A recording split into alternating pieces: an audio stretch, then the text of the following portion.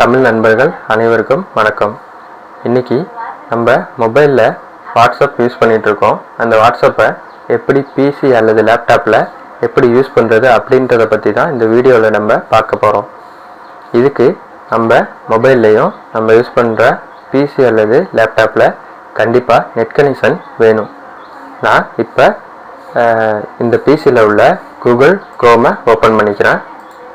அதில் வாட்ஸ்அப் வெப்னு சொல்லிட்டு டைப் பண்ணி என்டர் பண்ணிக்கிறேன். உங்களுக்கு ரிசல்ட் வந்து ஃபஸ்ட்லேயே உங்களுக்கு வெப் whatsapp.com சொல்லிட்டு உங்களுக்கு ஓப்பன் ஆகும். அதை நான் வந்து ஓப்பன் பண்ணிக்கிறேன். ஓப்பன் பண்ணதும் உங்களுக்கு இந்த கம்ப்யூட்டரில் உள்ள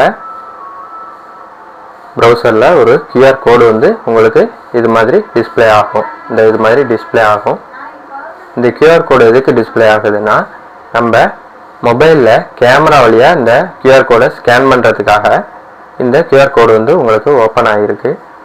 இப்போ நான் மொபைலில் வாட்ஸ்அப்பை ஓப்பன் பண்ணணும்.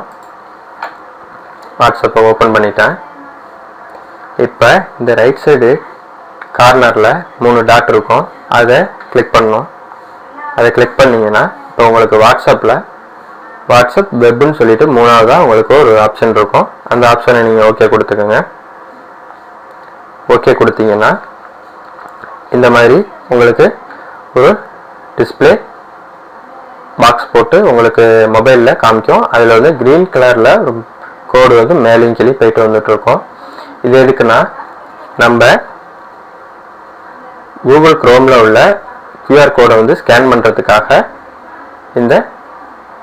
இது காமிக்குது. உங்களுக்கு இந்த மொபைலில் இந்த QR கோடையும் இதையும் மேட்ச் பண்ணுறதுக்கு கேமராவை நீங்கள் எடுத்துகிட்டு போய் இந்த QR கோடுக்கு முன்னாடி இப்படி அந்த பாக்ஸ்குள்ளே வர மாதிரி நீங்கள் இப்படி காமிச்சிங்கன்னா உங்களுக்கு வாட்ஸ்அப் வந்து அப்படியே இந்த ப்ரௌசரில் வந்துடும். உங்களுக்கு கம்ப்யூட்டரோட ப்ரௌசரில் வந்துடும். இதில் நான் யாருக்காச்சும் மெசேஜ் பண்ணுறேன். இப்போ பாருங்கள், இப்போ மை நம்பர்னு சொல்லிவிட்டு என்னோடய நம்பருக்கு நான் மெசேஜ் பண்ணுறேன். இப்போ ஹாய் அப்படின்னு போட்டு நம்ம இந்த சென்ட் பட்டன் இங்கே இருக்குது. அதை நான் வந்து மவுஸில் ஓகே பண்ணுறேன். நம்ம வந்து இதில் வந்து டச் பண்ண முடியாது. ஏன்னா நம்ம மொபைலில் மட்டும் தான் டச் பண்ண முடியும். இதில் வந்து மவுஸை வச்சு தான் நம்ம எந்த ஆப்ஷனாக இருந்தாலும் நம்ம டச் பண்ணிக்கணும். இதில் பார்த்தீங்கன்னா அட்டாச்னு இருக்கும். அட்டாச்சில் வந்து உங்களுக்கு வந்து photo, videos, camera, document and contact எல்லாமே நீங்கள் வந்து அனுப்புகிற மாதிரி சிம்பிள் இருக்கும். அட்டாச்மெண்ட்டில் பார்த்தீங்கன்னா உங்களுக்கு ஃபோட்டோ வந்து 10 ஃபோட்டோ வந்து உங்களுக்கு அப்லோட் பண்ணி அனுப்ப முடியும் ஒரு ட்ரிப்புக்கு. நெக்ஸ்ட்டு வீடியோ பார்த்தீங்கன்னா 16 MB தான் ஒரு வீடியோ வந்து நீங்கள் அனுப்ப முடியும். இதில் இங்கே வெப்சைட் பார்த்தீங்கன்னா டாப் கார்னரில் ஒரு 3 டாட் இருக்கும். அந்த டாட்டை கிளிக் பண்ணிங்கன்னா கீழே லாக் அவுட்னு இருக்கும். இந்த லாக் அவுட் பண்ணால் தான் நீங்கள் இந்த ப்ரௌசர்லேருந்து உங்கள் வாட்ஸ்அப் வந்து வெளியில் போகும்.